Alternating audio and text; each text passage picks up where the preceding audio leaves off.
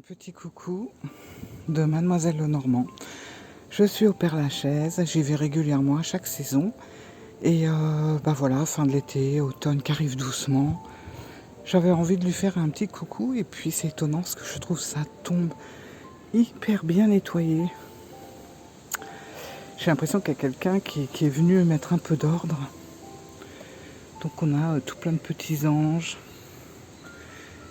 Quelqu'un qui a déposé un as de cœur. Voilà. Donc comme à chaque fois quand je viens ici, écoutez, je lui rends une petite visite.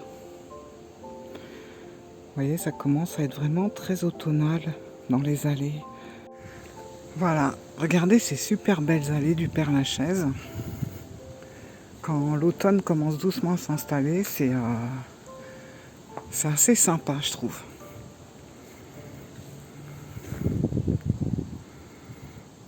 Voilà, on est dans une division où il y a quand même pas mal d'anciennes tombes. Ouais, il y en a des récentes aussi.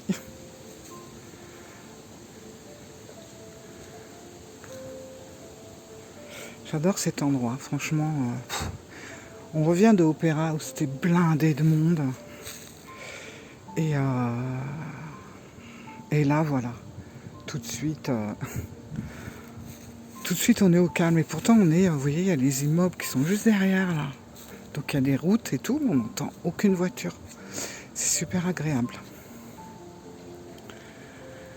Donc, avant de rentrer chez moi, je me suis dit, je vais faire un petit tour, histoire de me détendre. Regardez ça. Il y a des sépultures, franchement, on ne voit plus rien tellement la végétation a repris ses droits, comme on dit. C'est assez incroyable. Et bien sûr, j'ai amené mon petit jeu de Iris et Linac, donc le petit parigot, puisque on a une carte du cimetière du Père-Lachaise. Je vous avais déjà fait une photo, je crois, où je vous montrais justement la superbe tombe, enfin c'est un mausolée quoi, d'une de ces cartes. Je vais vous la remontrer un petit peu plus loin. On entend les marrons qui tombent de partout, je vais m'en prendre un sur la tête.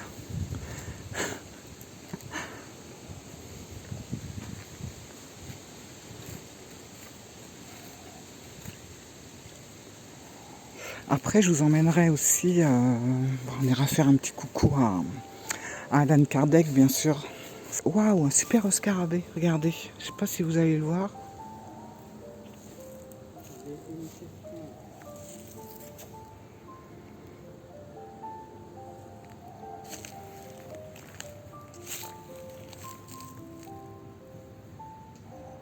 Où c'est qu'il est?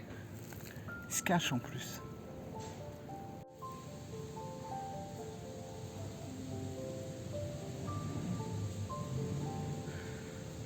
Bon là, il est parti hiberner apparemment.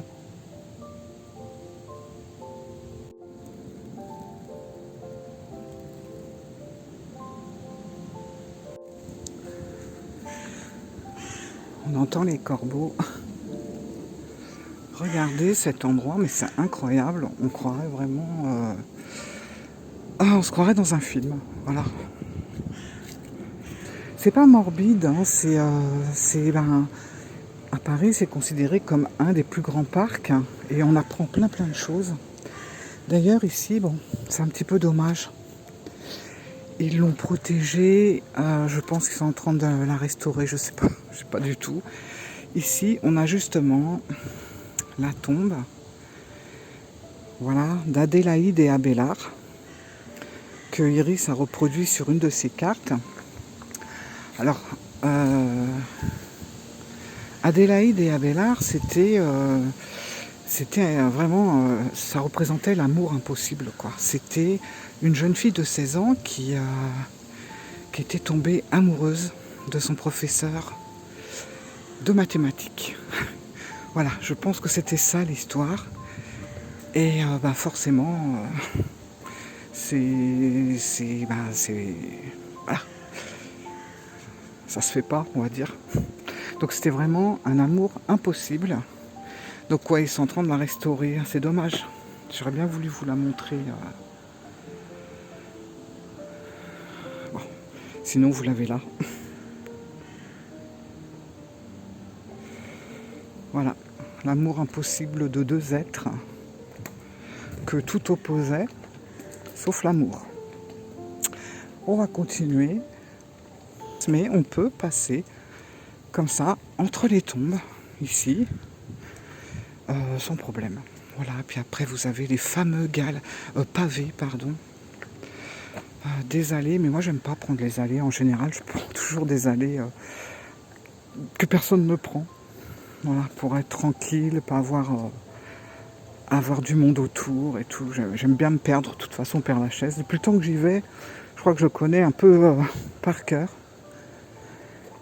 Enfin par cœur, surtout les endroits qui m'attirent, les personnages, voilà, que ce soit Molière, que ce soit Chopin, que ce soit, même pour rester dans le plus moderne, Bachoun, Higelin, puis plein d'autres, voilà quoi. Donc là, vous voyez, je pense que c'est assez récent. C'est ou vietnamien ou chinois, mais c'est une tombe. Bon, il y a une personne qui est décédée très récemment. Voilà. On va prendre des petites contre-allées comme ça. Et puis après, on va se perdre entre les tombes. Voilà, voilà. Bon, ça grimpe, le Père Lachaise. Faut mettre des bonnes chaussures. Parce que sinon, c'est pas possible. Déjà, avec les pavés, là. Mais regardez ça, c'est... Franchement, là, on est encore avec les arbres fleuris et tout. C'est vachement chouette. Mais l'hiver, c'est beau aussi. Alors, c'est une autre ambiance encore. Bon, il y a des bois toutes les saisons, ce cimetière.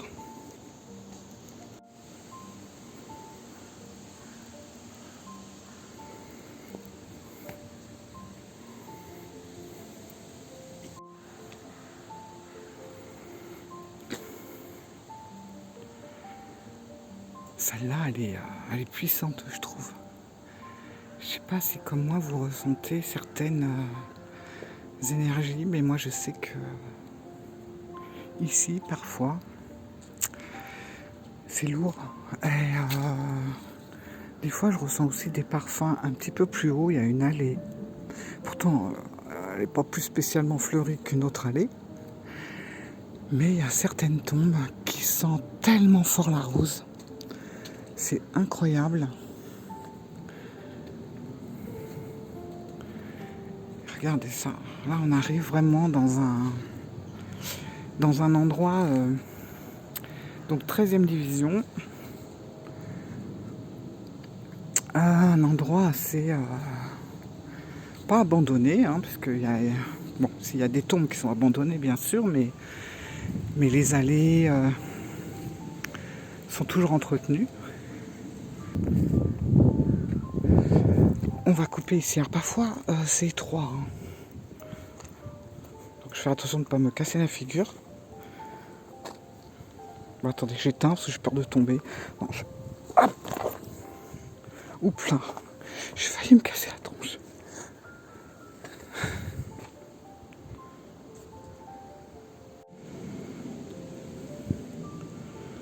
Là, il y a quelques voitures qui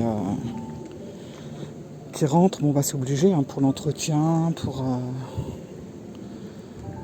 parce qu'il faut circuler quand même dans le cimetière. Quand il y a des décès, des choses comme ça, voilà. Alors, voilà.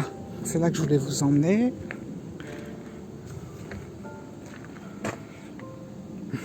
C'est pareil, j'ai l'impression qu'ils ont nettoyé pas mal de tombes. Donc là, c'est Alain Bachung. Vous voyez tous les bisous rouges à lèvres qu'il y a sur la stèle.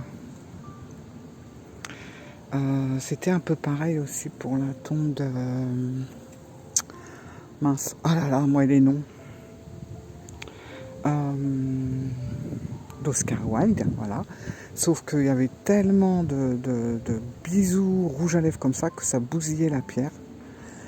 Et du coup, ils ont mis du plexiglas tout autour. C'est un peu dommage. J'ai peur que ça fasse pareil pour celle-là. Ceci dit, elle est très bien nettoyée, parce que d'habitude, il y a une tonne de tickets de métro dessus. Et vous voyez, là, c'est impeccable. Et puis, ben, juste là, quand on tourne, on a son copain. Donc, on va y aller aussi.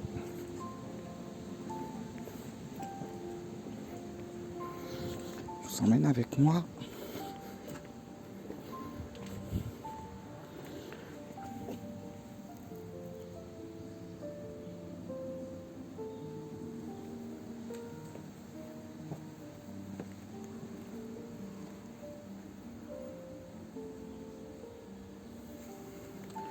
Donc là, on est avec Jacques Higelin, mais c'est marrant parce que c'était quand même des grands chanteurs, des grands compositeurs. Et regardez la simplicité de la tombe, quoi. C'est juste des galets et des coquillages au-dessus. Une plaque et c'est tout. Franchement, je trouve que ça reflète le personnage. Voilà. Donc, on va continuer notre chemin. On va monter par là.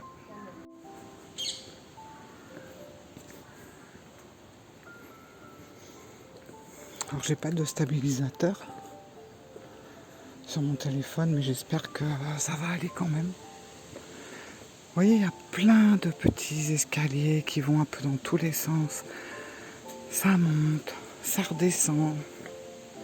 Parfois, comme je vous disais un peu plus haut, c'est super étroit. Mais je pense que c'est comme ça qu'on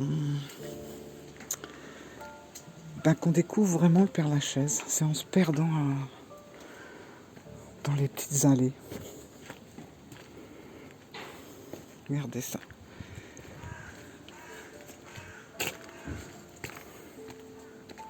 Hop. Parfois, c'est vraiment friche. Hein. Mais faut pas avoir peur, faut y aller. Hein. Vous savez qu'une fois, j'ai été enfermée parce que le Père-Lachaise, quand il ferme ses portes, c'est une cloche, comme à l'ancienne, quoi. Et ça annonce que ça va fermer. Sauf que moi, la cloche, je n'avais pas entendu. Et puis quand j'ai voulu sortir, j'ai vu que toutes les portes étaient fermées. C'était un soir d'hiver. Donc il devait être 17h, ou 16h30, 17h. Il faisait nuit. Et j'étais un peu dans tous ces endroits, dans tous ces petits chemins pour essayer de trouver un gardien. Bon, j'avais pas peur, honnêtement. J'avais plus peur de me retrouver avec des squats.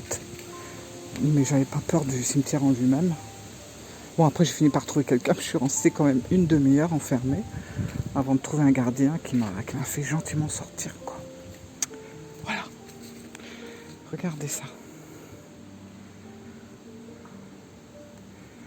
Là, on est vraiment dans le vieux cimetière, quoi.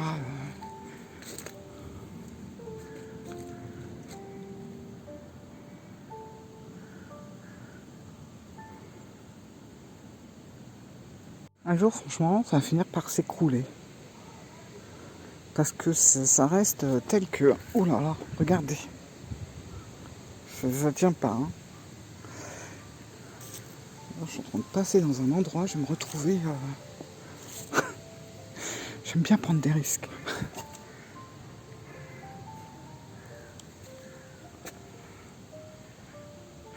Et un peu plus loin, par là-bas, on ira tout à l'heure, vous avez un grand mausolée. Alors c'était une duchesse ou une comtesse, je ne sais plus du tout son nom. Elle n'était pas française. Et c'est toute une histoire qui raconte que s'il y a un homme courageux qui est capable de rester, alors je ne sais plus combien de temps, une nuit ou une semaine, j'en sais rien, je ne sais plus, dans son mausolée, il pourra hériter de sa fortune. Je ne sais pas s'il y a des gens qui ont tenté. Je ne sais pas où en est cette histoire. Est-ce que la fortune a été gagnée? Mais honnêtement, bah, pourquoi pas? Je suis passée par où? Je crois que je suis passée par là. Donc on va continuer par là. Vous voyez, là c'est carrément ouvert.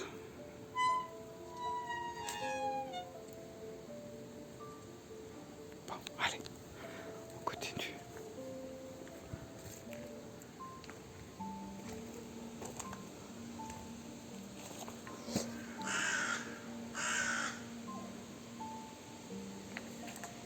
Je suis accompagnée par le corbeau, comme toujours. Mais regardez celle-là. On voit plus rien, à part cette petite partie-là. Elle est complètement recouverte par la végétation.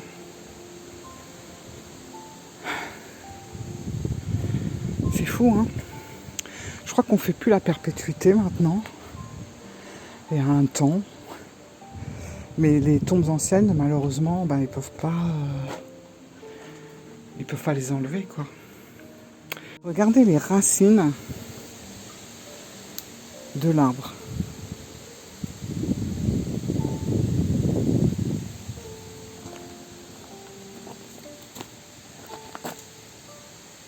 Vous savez, l'autre fois, j'étais en train de me promener, une fois de plus, et il y avait de la musique, on aurait dit du saxophone. Et j'étais avec mon mari, je lui dis, je crois qu'il y a quelque chose, j'entends du saxophone, mais c'était vraiment très très fort, et j'entendais des applaudissements, tout ça. Il me dit, bah écoute, je suis désolé, mais j'entends rien.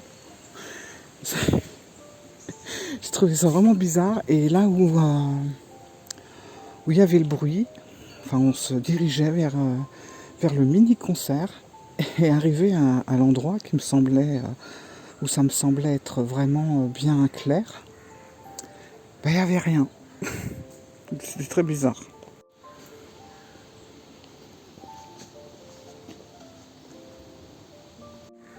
Il y a des architectures parfois étonnantes. Petit chapiteau là.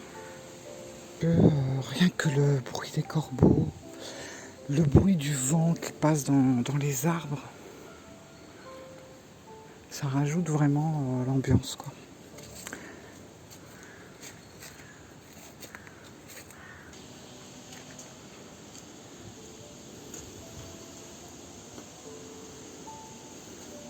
Donc vous avez la tombe là-bas de Jean de La Fontaine et ici de Molière. Ils sont côte à côte. J'adore passer devant devant La Fontaine et Molière. Je les trouve, elles reflètent bien l'époque, leur époque, je trouve.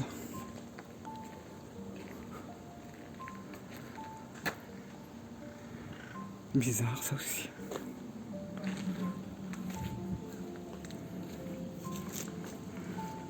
Vous venez vous promener au Père-Lachaise, pensez à regarder en l'air aussi. Voilà. Parce que le spectacle, il est au sol, bien sûr, mais il est aussi pas mal au-dessus. Une fois, je suis passée comme ça devant une tombe, c'était la tombe démon.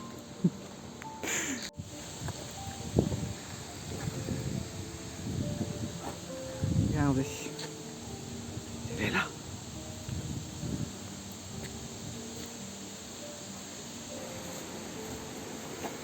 Oh, c'est triste. Hein. C'est un enfant. Ça fait mal au cœur.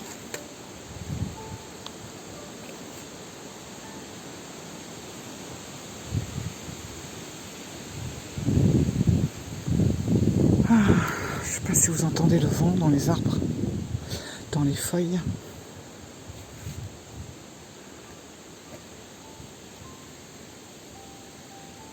Il y a un vieux reste de bougie là. Monsieur Jules, bonjour. En général, quand je viens ici, quand je partage mes petites balades au Père-Lachaise, c'est souvent par des photos. C'est très rare que ça soit par des vidéos. Je sais pas pourquoi. Et j'ai dû faire ça il y a longtemps, longtemps. Et encore, je parlais pas. C'est des petites vidéos comme ça rapides. Là, franchement, c'est la première fois que je me suis décidée à faire des vidéos et, et vous montrer comme ça pendant mes petites promenades en vous parlant. Il fait un peu peur, je trouve. Et alors ça, c'est... comment il s'appelle le personnage mythologique. Moi, je sais plus. Voilà, moi, c'est les petits, voilà, les petites allées que j'adore faire. En dehors des allées plus grandes en pavé. J'aime bien prendre ces petites allées-là. Je prends un livre, je prends mes cartes. Là, j'ai 2 jeux de cartes avec moi. Ben, vous avez vu, j'ai celui d'Iris et j'en ai un autre. Et j'aime beaucoup m'installer à un endroit avec mon traveleur, ma peinture, mes cartes. Puis là, il ne faut plus me parler pendant des heures. Je ne vois pas le temps passer. C'est la cloche quand je l'entends qui me dit qu'il faut rentrer. Sinon, ouais, le temps s'arrête complètement dans cet endroit. C'est quoi le fait de voir un petit scarabée comme on a vu au tout début, à l'entrée, ça veut dire quoi? J'en vois jamais, j'en ai vu 2 fois dans ma vie. Si vous savez, vous me direz dans les commentaires. Vous voyez, là, c'est un endroit de trèfle où l'homme n'a jamais mis les pieds, visiblement. De plus en plus étroit.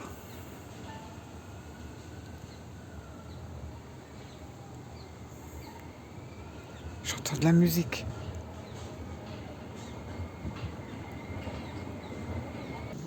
Voilà. Donc là, on arrive chez Oscar. Donc vous voyez, il y a le plexiglas devant. Moi, j'ai connu ça, il n'y en avait pas. Mais comme la pierre était remplie de bisous au rouge à lèvres, ça abîmait trop la pierre. Et là, ils ont nettoyé parce que c'était le plexiglas qui était plein de rouge à lèvres. Mais ils ont nettoyé. Là. Ils nettoient régulièrement en même temps. Elle est spéciale, hein. Ce sphinx. Il est bien.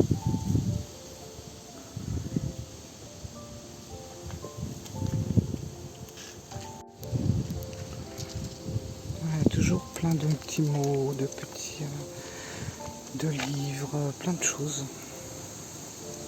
Donc les gens ils balancent ça par-dessus là et hop.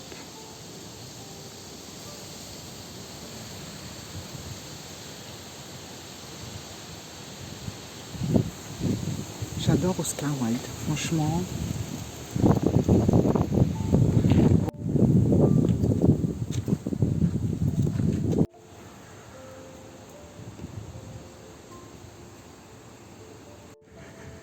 Alors, je vais vous présenter notre cher Victor qui est ici. Voilà, Victor Noir. Donc, comme vous pouvez constater, sa bouche, elle est super bien lisse. Et d'autres endroits aussi. Comme le bout de ses chaussures, c'est super bien nettoyé. Petite fleur. Pourquoi? On va faire le tour.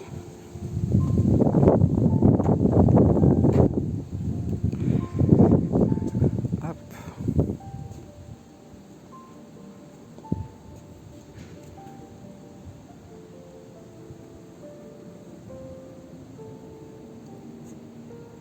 Bah, tout simplement parce que Victor Noir,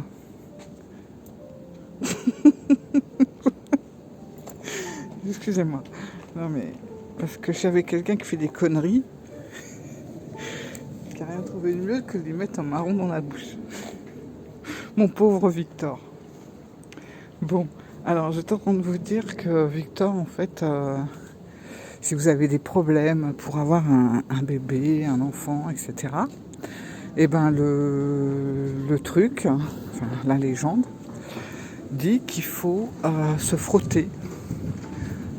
Voilà, sur les endroits que vous avez vus, hein, on voit que ça a quand même été bien frotté.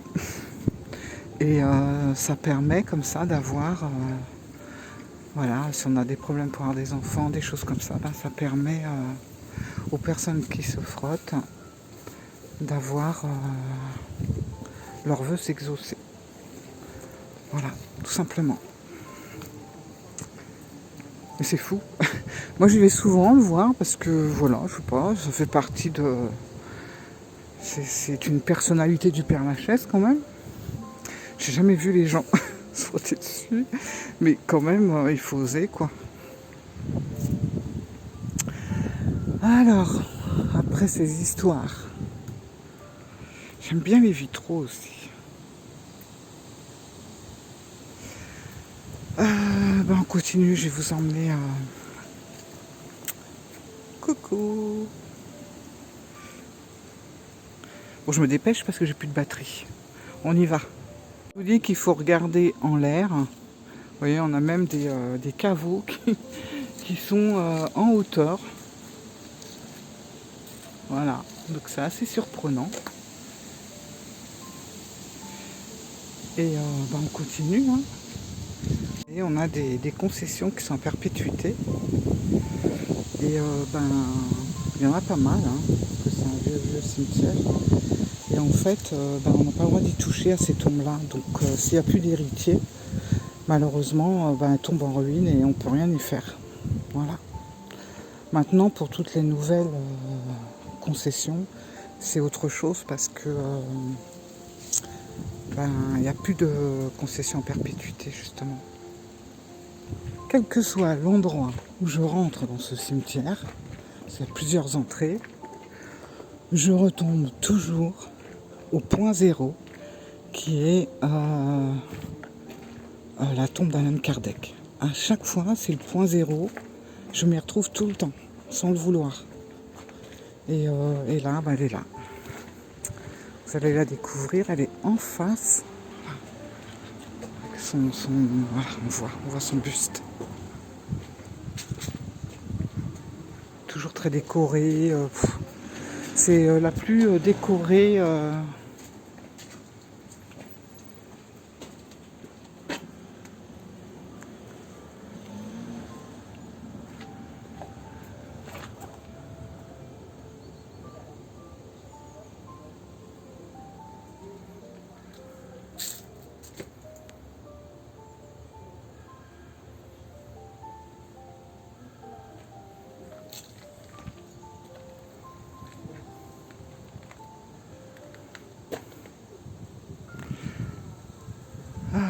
Alors, avant, tous les médiums qui passaient par là, ils mettaient leurs mains sur le buste d'Alan Kardec pour ressentir les énergies, etc.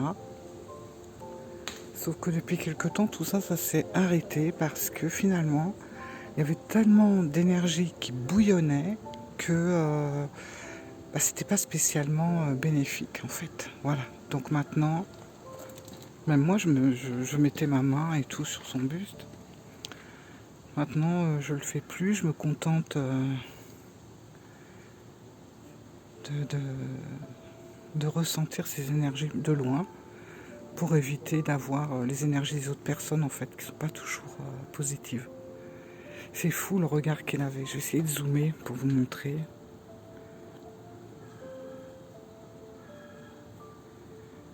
Voilà.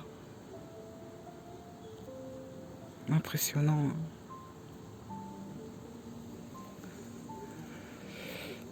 Voilà, donc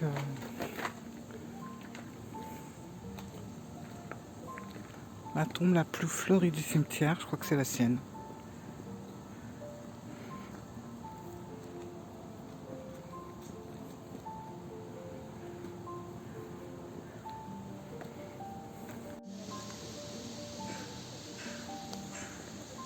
Alors là, on arrive à une grande intersection.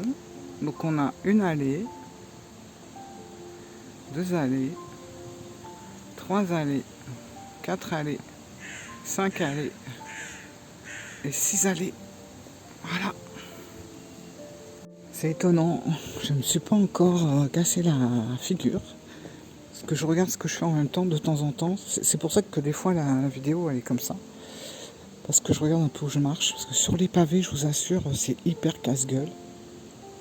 Pour ça, venez toujours avec des chaussures de randonnée parce que sinon c'est pas possible. Bon, c'est pas encore l'époque, mais si on revient ici quand l'automne est bien entamé, ben, on peut y voir des petits renards et des petits renards d'eau. Voilà.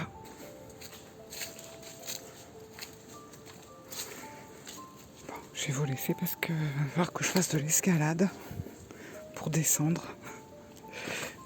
À tout de suite. Bonjour toi. Bonjour bébé. Mais au chaud. Cimetière du Père-Lachaise. Oh, ben on l'a rencontré tout à l'heure.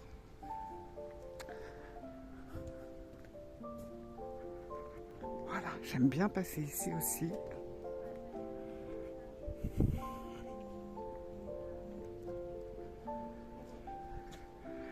Voilà, pour faire un petit coucou à Alfred. Alfred Musset. Parfois, près de son buste, dans les petites rayures, là où vous voyez où il y a les fleurs, on trouve des petits mots d'étudiants qui viennent le remercier parce que souvent c'est grâce à lui qu'ils ont eu leur bac. Donc il y a des petits mots de remerciement dans les petits coins.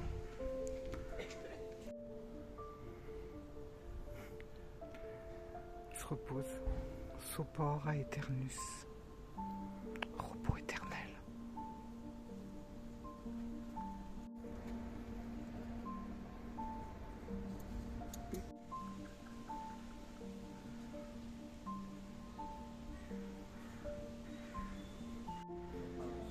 Oh, je boirais bien un coup. C'est trop chaud. Côté de la tombe de Jim Morrison. Et ça, c'est un arbre qui est recouvert. Et dessus, c'est plein de chewing-gum.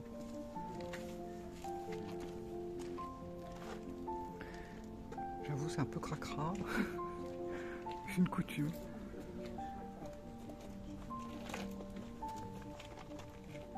C'est fou, ça.